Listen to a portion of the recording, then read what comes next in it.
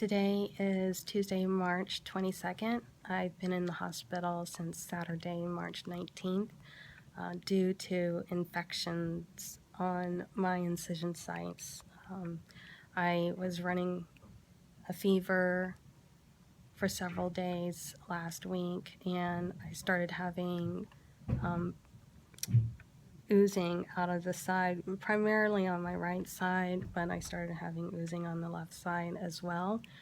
And since I continued to run a fever, the doctor wanted me to get IV antibiotics. So I've gotten IV antibiotics for going on to 72 hours. For 72 hours now. I just got the green light to go home tomorrow morning. He wants me to have 2 more rounds of IV antibiotics. I talked with him about what would cause this, and basically lessons learned. 1, don't put bacitracin on your incisions. If you want to clean the incision site, the best thing to use is saline or a saline hydrogen peroxide mix.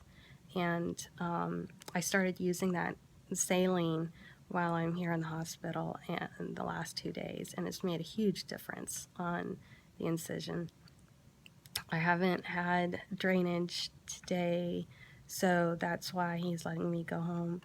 If there was more drainage today, he was going to wait until tomorrow afternoon to see if it cleared. If it had not cleared, he was going to take me to the OR and open me up and clean me out, because the main concern is infection getting to the joints.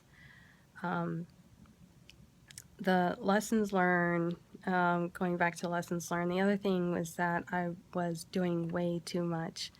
I was feeling good and I thought that I was in the clear, but I was going to the gym, I went to the mall, I was running errands and cooking and baking.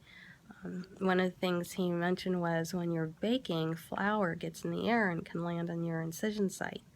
And flour is food for bacteria, so which I didn't think of. So basically, I have to rest. When I get home, I have to rest. I can't be doing as much as I was doing. He doesn't want me being too active. So those are lessons learned, and so I recommend just taking it easy. It was 10 days to 2 weeks before I started doing anything, and I thought I was, I've had surgeries before, never had this happen,